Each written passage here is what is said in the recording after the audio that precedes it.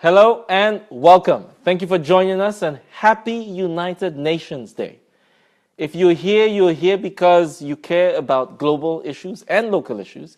And this is Shape the World, hosted by the World Economic Forum. It's a series of conversations for people like you and me.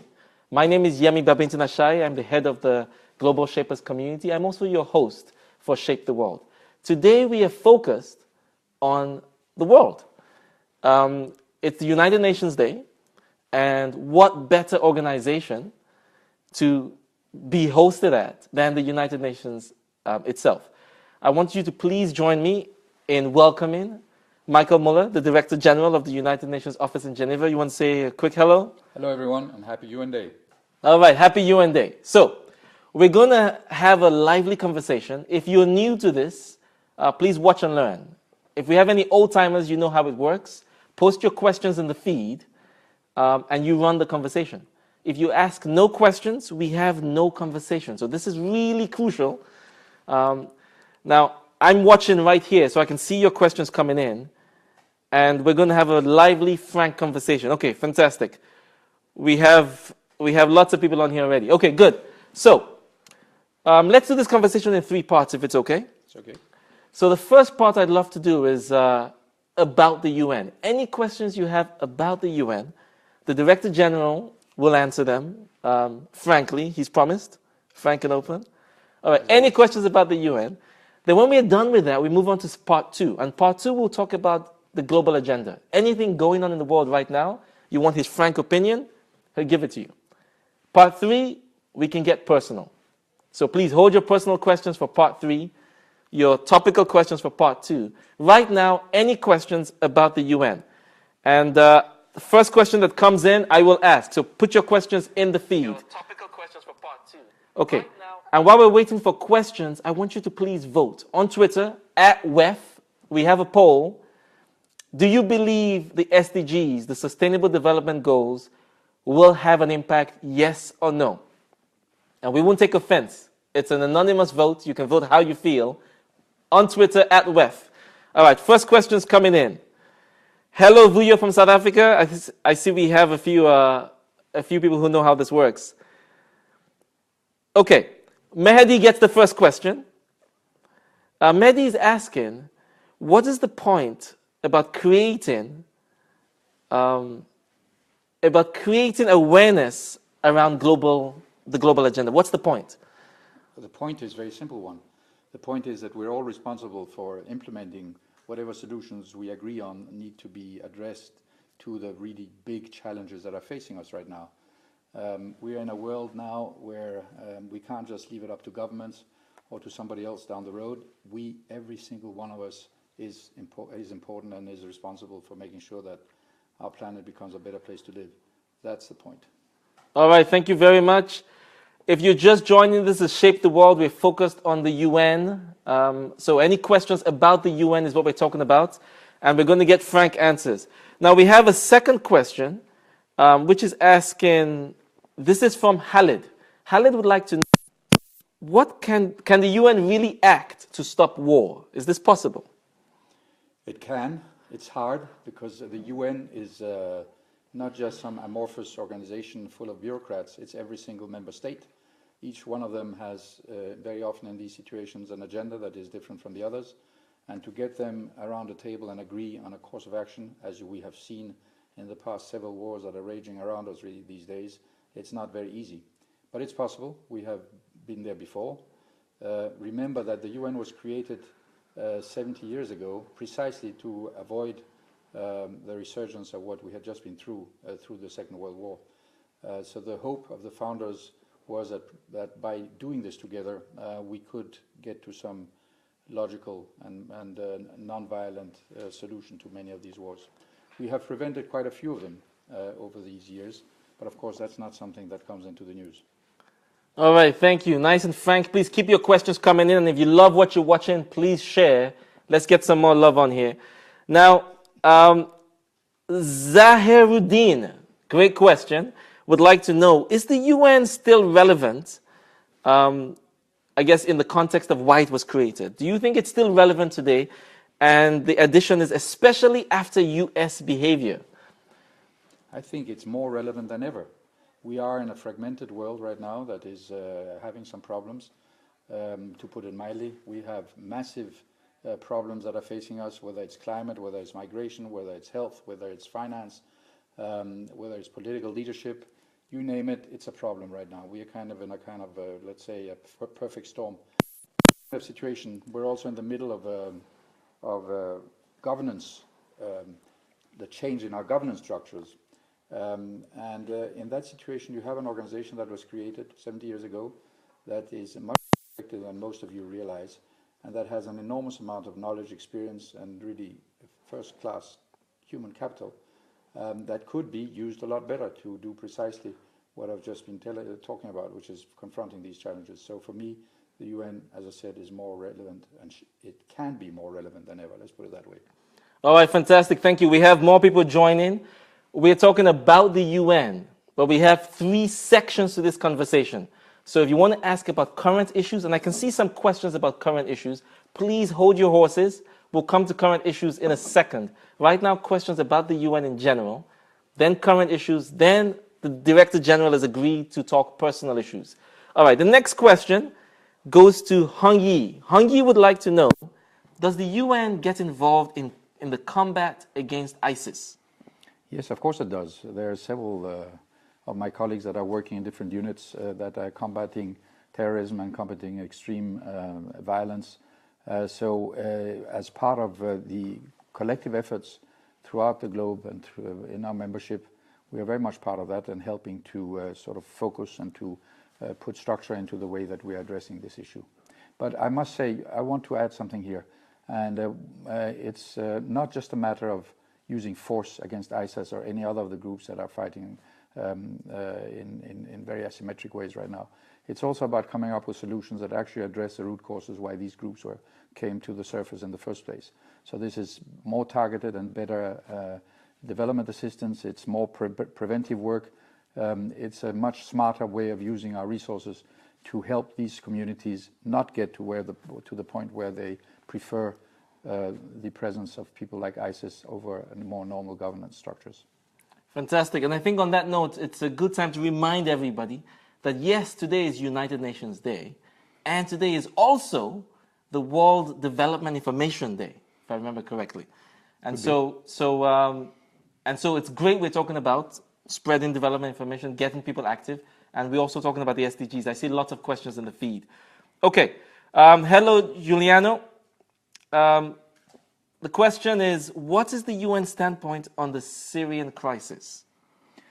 Well, it's the mother of all questions these days, unfortunately. It's a catastrophe, both a political and a human rights and a humanitarian catastrophe of epic proportions that we are having a very hard time getting to grips with. We, in this case, mean the member states and particularly the Security Council, that is not doing what it's supposed to be doing, mainly because many of the countries in the Council, plus a lot of the countries in the region, can't seem to agree on a way forward. Let me just remind you, though, that while all this has happened, and since we are talking about the UN, the UN has actually done an enormous amount of work inside Syria and in the vicinity to help people in need, to help refugees, to help children get education, to vaccinate children, to bring food to millions and millions of people every day, to make sure that, to the extent possible, health systems are up and running. Something which is kind of forgotten by our friends in the press very often, but there is a massive effort to alleviate the suffering as much as possible. All right, fantastic. Thank you. If you have any more questions about the UN, this is a good time to ask them. Otherwise, we move to current issues. Now, we have a very personal question here from, personal to this person, asking, do you believe the compensation of interns in the UN is fair? There is no compensation, except in certain organizations. You know, the internship program was created many, many years ago to give the opportunity to young people who were studying to come and get some practical experience. And that's still very much the case. And it's certainly the case that a lot of them are benefiting from it.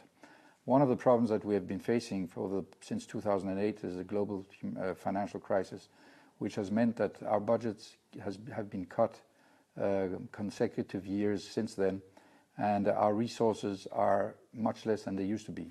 That's on one hand.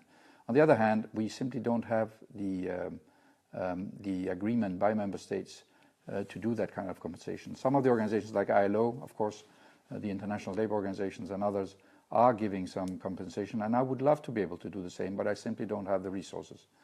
One of the problems that you are facing when you ask that question is that let's assume that all of a sudden member states felt generous and gave us some money.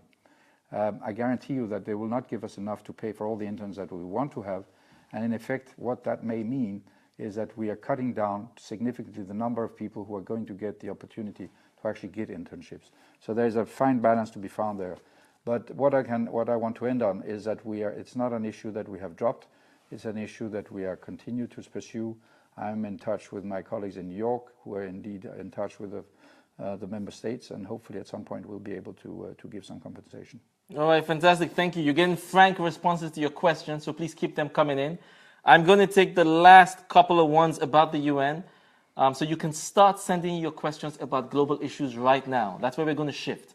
All right, the last one about the UN. Atahan would like to know, do small countries have any power in the UN?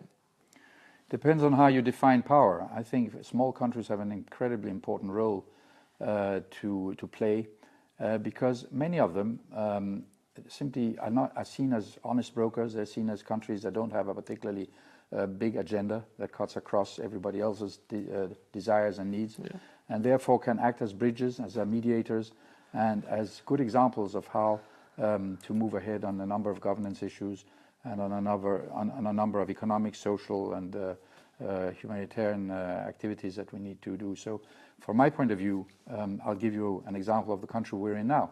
Switzerland is a small country, but it's punching way above its weight because of its policies, because of its brand of neutrality, and its the perception that people have of it. So yes, small countries can have a major influence on what happens here. All right, fantastic. Thank you.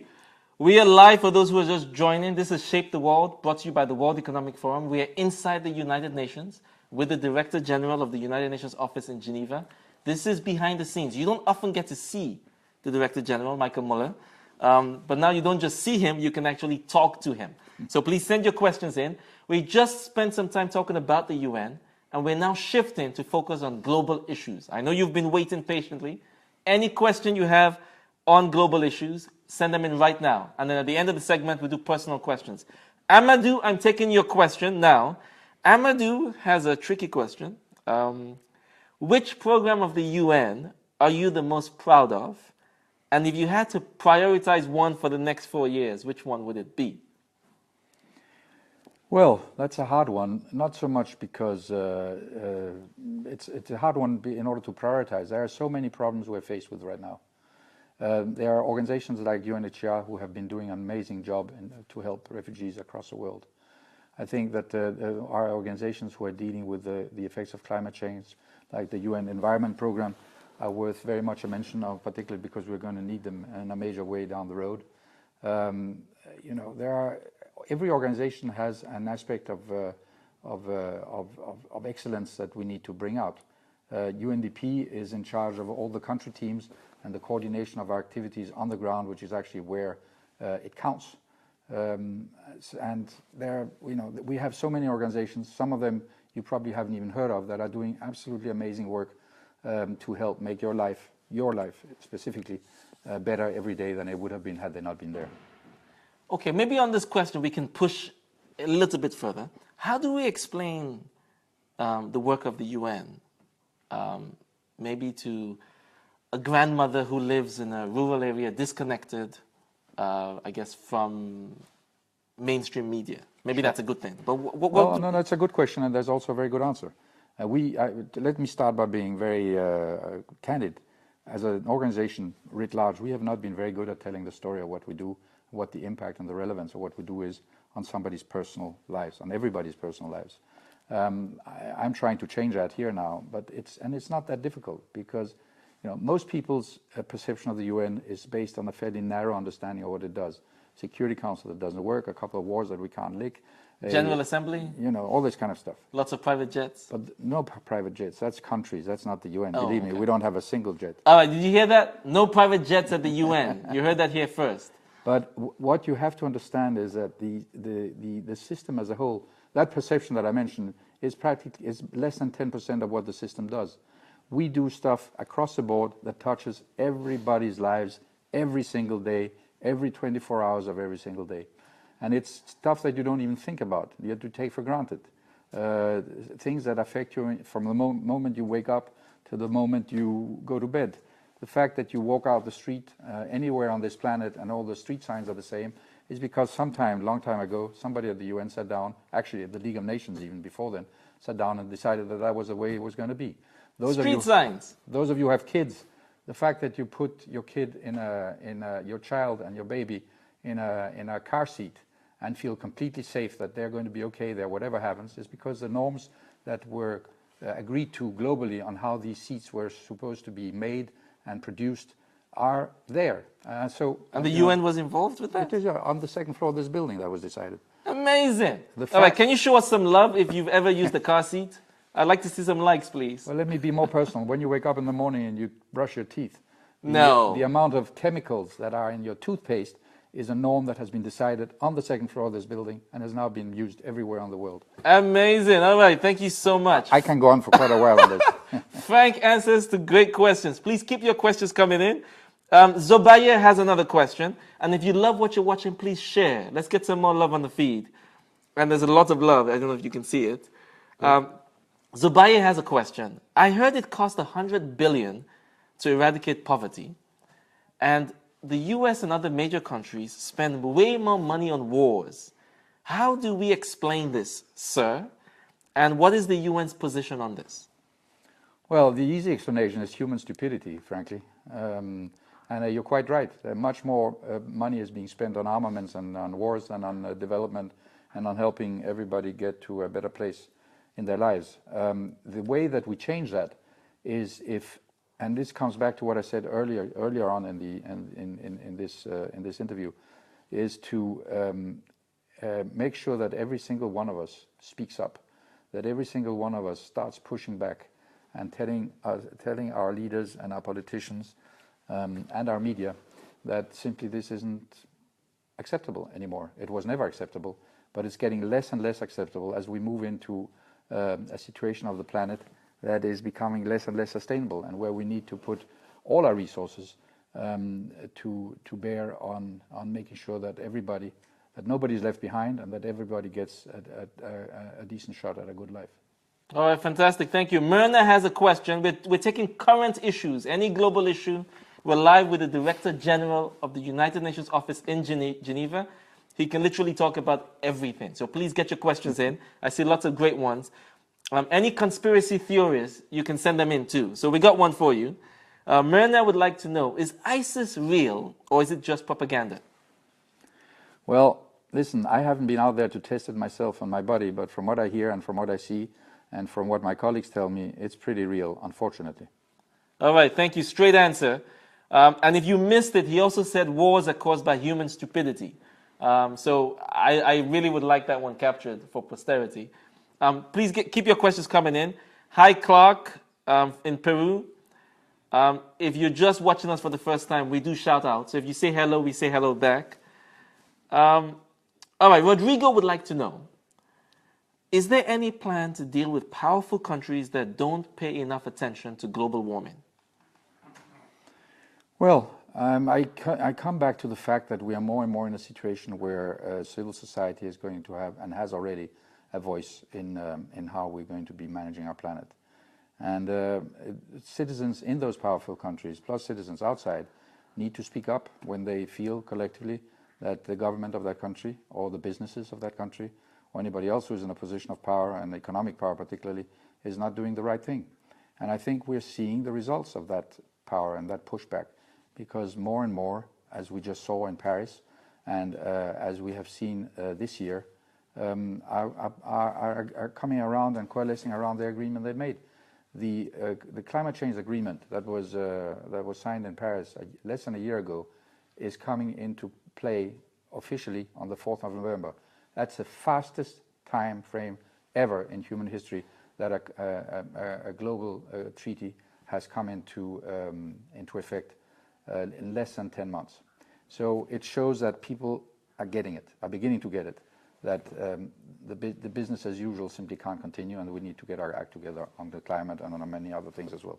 All right, fantastic. Frank answers. Thank you. Keep the questions coming in. Hi, Ronnie in Los Angeles. Thank you very much. Farah gets the next question. Farah would like to know, the fourth industrial revolution is going to impact and change the world. Mm-hmm. Is the UN taking this seriously? And if so, how? Not seriously enough yet. You know, the reality has a way of imposing itself sooner rather than later. And this is exactly what's happening now with the extraordinary changes in technology that is barreling down on us. And as any organization, but most humans on this planet are simply not ready to absorb and to deal with these absolutely wrenching and fundamentally changing changes that are coming to our lives. So the UN is the product of humanity. We're all human beings here, and we all need to find ways to adapt much, much faster to what's coming. So my short answer is no, we're not ready yet, but we're working hard on becoming ready. All right, great. Thank you. Another Frank answer. Mujahid has a question that lends itself to Frank answer. Mm-hmm. Do you think the world will be better off if we go back to a barter system and we get rid of money, which is the main reason why we have war today? I'm not really an economist at heart, but I'm not sure that would change the basic flaw in what we have, even with the money, which is human greed. And again, the human factor, where if we have barter systems, I am sure was happening at the time when we had it, human beings will figure out a way of taking advantage of others and of subverting the system into their own personal agendas rather than making sure that it works for the benefit of everyone. So maybe, I just don't know. All right, thank you very much. We have so many great questions. I just want to give a shout out to Mujahid and Rodrigo. You guys have been very, very faithful. You've been here the whole time. Rodrigo, I'll give you one. You have a great question here. Rodrigo is asking, what are the relations like between the UN and Russia? The relations between the UN and Russia are good, just like they're good with practically every other country. You have to remember that the UN, to put it in very simple terms, was created as a table around which everybody, friend and foe, big and small, poor and rich, can get together and discuss the issues that need to have a global agreement and a solution. So whether you like somebody or not is pretty immaterial as far as I'm concerned. And it's true both in the economic and the social development, it's true in peace and security, it's true in any of the areas wherein everybody needs to be around the table so we can find the global solutions that are necessary to combat the problems that we're facing.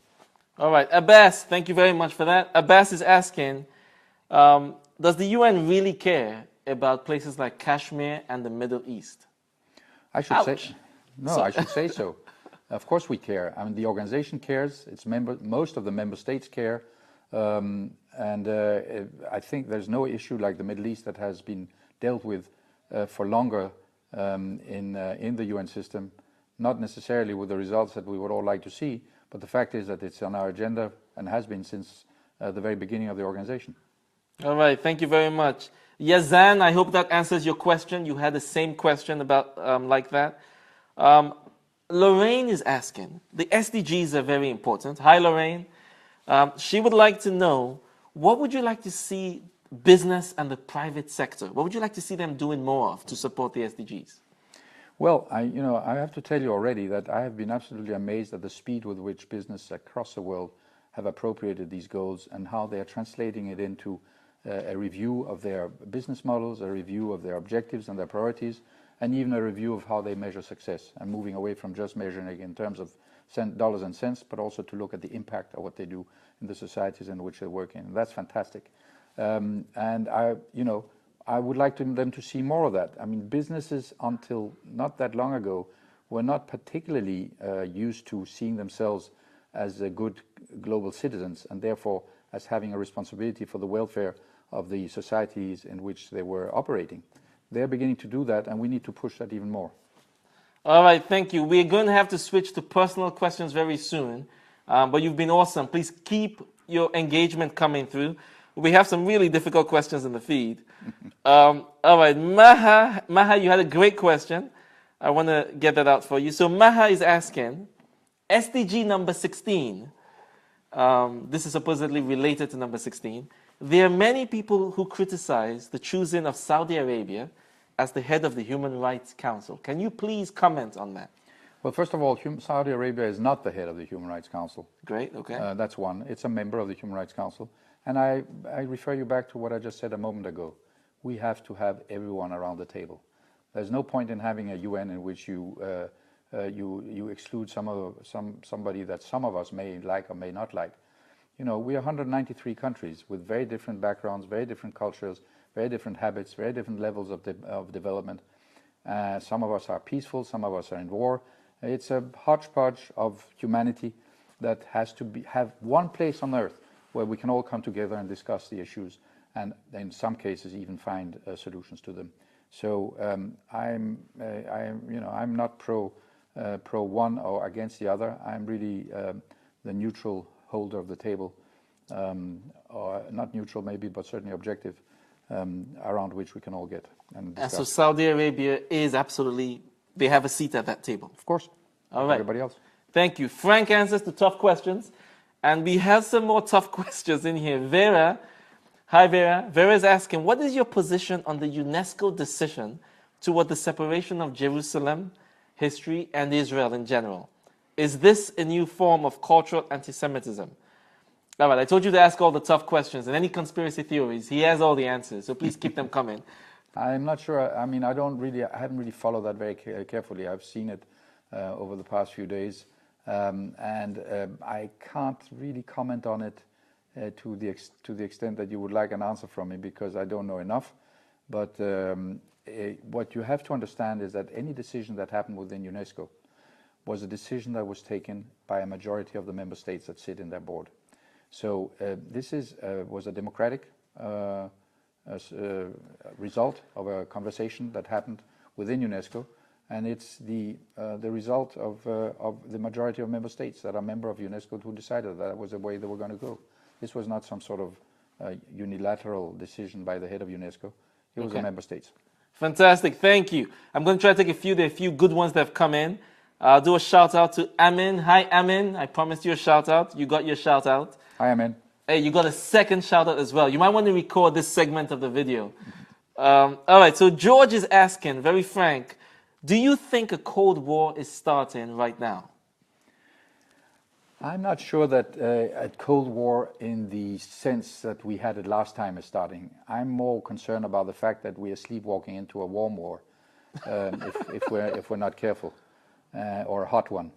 The configuration and the geopolitical configuration and tensions is very different right now than it has been in the past. So I don't think it's a Cold War. It's a heating up one. All right, you got a frank answer there, George. Roland has a question. Why does the UN not form a global government? I don't think we would be allowed to, frankly. Talk to our friends in the United States. That's what they're not particularly happy about the UN, because they think already we're a global government, but we're not. And I think it depends on how you structure that global government. If it is one that is based on very democratic principles, where every single entity on the planet that we have now, or broken up form, or whatever configurations, decide that this is the way to go, then of course. Otherwise, we continue stumbling along as we're doing right now. All right, Vera says you're awesome. She loved your answer on Israel. Thank you, Vera, for that. Now, Joel would like to know, what is the UN's thoughts on cybercrime? Are you talking about the US elections in general, or just cybercrime? Well, let's make it general. Cybercrime in general. Yeah, I will answer you, General. I'm very worried about that. That's one of the things that I'm worried about. Not just cybercrime, but internet governance. We are still struggling with how to construct those governance structures. Who is going to run the internet? Who is going to police it? Who is going to impose sanctions when people do wrong things? How are we going to protect ourselves from cybercrime? that is on the increase. And all of that is still being discussed, but it's a very fine balance because it's not, everybody has. This is one of those new governance structures I was talking about earlier, where you have to have governments, you have to have civil society, you have to have business. Everybody has to be part of it, and it's a very fine balance that has to be found, and that hasn't been found yet. So cybersecurity is a real threat to us all. The more technology is determining the way we live every day and runs our affairs, from our fridge to our computer to the way we take care of our kids and the cars that we are going to be driven around in soon, is really a worry. And what is even more worrisome is the lack of speed with which we are tackling these issues and these technologies. And we have to inject some ethics, we have to inject some human rights into them, we have to create some rules that govern the way that we use them, and we have to all agree to it, otherwise we're going to be in real trouble globally. Oh, fantastic, very frank and to the point. Now on the point about worrying, Ruud, hi Ruud, so many questions in the feed from Ruud. Ruud has a question for you, a topical question. Ruud asks, is the US election worrying you? Yes, it is. Not necessarily in a way that you think it should be worrying me. I'm worried more in terms of the systemic problem that it's posing. And it's not just in the US, it's in many other places in the world where we're seeing a breakdown or a dilution of the democratic principles and the rules of the game that we have all agreed should govern the way that we do business on the planet. And there's this general walking away from rules, walking away from norms, from international law, that is really a global worry, and we somehow need to find a way back to a rules-based world pretty soon, otherwise we're going to be living in pretty chaotic situations. So from that point of view, it worries me. It worries me that it happens in other countries as well, with some not particularly democratic results, and certainly with some big human rights issues as well thrown in for good measure. Thank you. So things like people saying, I may or may not accept the results of the election. That's the kind of stuff. Good. That's, of course, if there are good reasons to do so. But I mean, the US is not a banana republic, for Christ's sake. It's a very solidly functioning democracy. Those are the kinds of worrying utterances that we need to be careful with. All right, Ruud has said thank you. All right, we need to segue to personal questions because we need to let the Director General go. And he's promised to take some personal questions. So please start asking any personal questions you have right now. Now, any? You said you would take any. I'll take any. All right, any personal questions, he will take them. And don't forget to share this so your friends can also ask him personal questions. Now, while we're waiting for personal questions, I want to give the last topical question to Rodrigo. Rodrigo was asking, what is the UN view on populist movements that are happening around the world right now with political leaders? All right, we're taking personal questions, people. We are live inside the United Nations with Michael Moller, the Director General of the United Nations office in Geneva. He's taking questions. We've talked about the UN's past. We've talked about topical issues. That's what we're wrapping up right now. And once he's done, we're taking personal questions. So get your questions in. Now, on populist movements. Let me give you a personal take on this. This is not necessarily the position of the UN. I think that part of the upsurge of populist movements that we're seeing in many countries has to do with a number of factors. One of the main factors is weak leadership. We are in a situation pretty globally of weak national leadership, precisely because we are changing the governance structures and because civic and public service at national level is not as attractive as it used to be, and therefore it's not the top-notch people that we're getting in many places. So there's a backlash to that. The fact that we talked about trust before, the lack of trust in institutions, and therefore people trying to find other solutions and other outlets for their needs and their positions. So it's a worrying element. It's something that we've always had. We just see a resurgence of it right now, and that is something that we need to take into account in how we together try and find new ways of governing our planet. All right, fantastic. Thank you. Personal questions are coming in. Charles would like to know, how many years have you been at the UN? I've been on and off for the past 37 years. I did a number of things the last few years and then came back 3 years ago. All right, thank you. Bharath would like to know, what's your favorite holiday destination? Wow. I told you to get personal. That's okay. I prefer beaches. Well, something else we have in common. All right, so happy UN Day, Anastasia. Thank you. Mario would like to know, what was the biggest challenge you faced in your career? Well, the biggest challenge has been physical ones in many ways, where I've been put in situations pretty much of life and death, where I had to react very quickly, not just to save myself, but also to save other people. And they were both the most difficult, but also the most rewarding, because as you can see, I'm still alive. So I was successful in dealing with these situations at the time. Wow, okay. That's like, we should make a whole interview just about that. You can. Okay. Come back. I will happily do so. Thank you. George would like to know, do you actually feel, do your shoulders feel heavy? Do you feel like you carry the weight of the world on your shoulders in the job you do? No. I'm not alone. And we have a huge organization. I have a lot of extremely capable colleagues with whom I work. I see my job as very much teamwork. It's not something that I do alone. So I don't carry the weight of the world on my shoulders. I wouldn't sleep very well if I did. So I try to sort of deal with problems as they come. I try to be as preventive as I can in dealing with them. I try to be as analytical as I can and give as much good advice as I can to those around me and to those I report to. But it's a collective work. All right, thank you. Frank answer to a serious question. Mario would like to know, how do you maintain work-life balance? It's a really important question and a very serious one, because if you don't, you are neither effective in your work nor in your private life. So it's something that I've been aware of since the very beginning of my career, and I have developed a ability to switch off.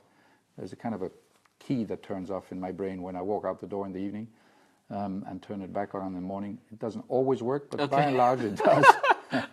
I'm very conscious of both for myself but also for my colleagues, to make sure that people take the time off that they need, and that they spend their time with the families, and that they have a good sort of healthy balance between what they do at work and what they do at home. Otherwise, they very quickly become of no use to me. All right, we have so many questions. We're almost getting ready to wrap up, people. But thank you for the wonderful questions, and thank you for the frank answers. Tajani would like to know, what is a book you read that changed your life? Well, about 4 years ago, I read a book that was called The Brain That Changes Itself, which was an amazing account of where brain science was. And it suddenly hit me that we spend a lot of time exercising our bodies, but we sometimes, or very often, all of us forget to exercise our brains. So I decided to do something about it, and I decided that one of the best ways to exercise your brain is to learn a new language. Oh. So I buzzed off to China and spent 3 months in a very intensive Mandarin course to give my brain some exercise. I can guarantee you it got exercise. I never have headaches. For the first 2 weeks I had a massive headache. But it was a fascinating experience, and I love doing it, and I can recommend it. So, Ni Hao Ma? Yeah. Ni Hao Ma. You speak Chinese? I love it. But you still speak some Chinese now? No, it's 4 years ago, so I've kind of mostly forgotten because I haven't really been using it. But that's impressive. I mean, that's courageous to go out at 3 months in China. Yeah, great question. It was cool. What would you do if you thought you would not fail? That's from Samuel. Explain that one to me. What would I do if you knew you would not fail? Is this like, would he start become a musician? Or... Did he type right? Yeah, maybe Samuel, send us the question again. Let me turn it around. Okay. Because, if you think that you are never going to fail, you are going to fail. And in this business, you have to take risks, and if you are ready to take risks, you also have to be aware of the fact that sometimes you will not get to where you want to go, and it's part of the deal. It's part of progressing, and it's part of moving. You cannot not always be successful in what you're doing, because we're dealing with humans, and we're dealing with human frailties, and we're dealing with very with the structures and programs, etc. that are not perfect. So I'm quite ready to fail. The big problem is if you repeat your failures, if you don't learn from those failings, and you then go on and do exactly the same thing again, then you have a problem. All right, thank you. Thacker is asking, how can I develop myself so I can be in your position at the UN? Buy a lottery ticket. I'm kidding. I'm kidding. You have to. It's a question of building up. First of all, get your education, and then it's partly a realization as you gain experience to keep yourself up to date on a number of things, to give yourself as broad a set of experiences and expertise as you can, to be good with people, and to be able to take risks, and to teach yourself leadership. This is not something you get born with. It's something you have to learn across the way, and most often your role models are not exactly the best for that, so you have to go and look for them and latch on to those who really can give you the kind of advice and the kind of direction that fits you and feels good to you. It's a very personal thing, but it's also one about learning to grab opportunities when they are. You know, people sometimes will tell you you're lucky, but luck is something you create to a large extent. It's not something that drops from the sky. Thank you very much. Maybe I'll take one more question, because we have so many of these. A few people have asked this question, and I'll finally ask it. What do you love the most about your job? I give credit to Anastasia, but you see in the feed, many people have asked this question. What do you love the most about your job? About this job? Yes. Well, you know, this job, as I said, I've been in the system for a long time, over almost 40 years. And I've done a lot of different jobs, both at headquarters situations, in the field, in different issues. I've worked with economic stuff, with humanitarian stuff, with human rights, with politics.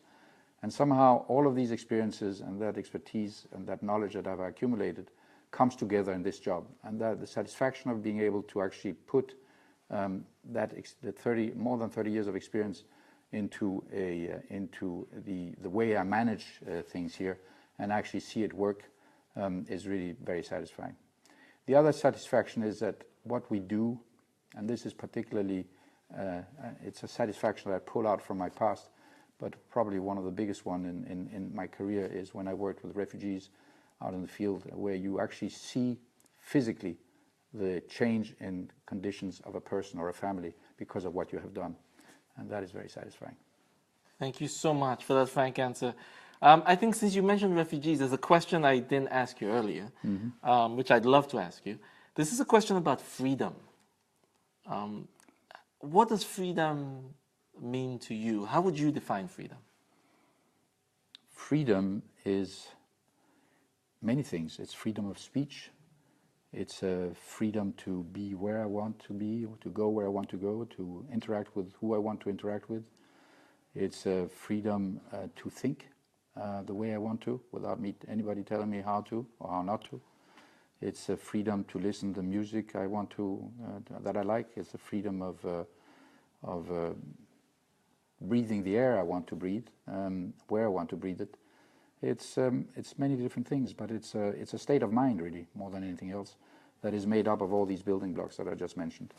And it's something that is you. It's not something that it's something that you create, the freedom. It's not necessarily just something that others give to you.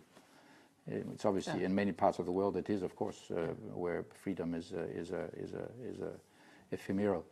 But to me, it's very much part of my being. That's brilliant. Thank you. Now, we do have to, unfortunately, let the DG go because he's had such a busy day. So thank you so much for joining us. Thank you. Now, before you go, we would love you to please share with us any closing thoughts, any closing message for everyone who's watching the video, who might watch it later. Yeah, it goes back to something I said earlier. I think that what I'd like to talk to you about and encourage you to do is to understand and live and act on the fact that we are all responsible, not just for ourselves any longer, but for the fate of everybody around us. The SDGs, the big difference in the sort of existential part of what they brought about is the fact that A, they're universal. It affects everybody on this planet. It's poor people are not just somebody down the road in a third world country, it's everybody. But more importantly, it's where the sense of responsibility and the focus of responsibility is being put. It's no longer something you ask your governments to do. It's really up to every single one of us to act in small and big ways to make sure that we get to where we have all agreed that we need to go. So every single one of you has a responsibility to act and to do something that will make our planet a better place. Yeah, that's brilliant. Thank you so much. Thank you. And thank you. Thank you to all of you. You have run a fantastic conversation.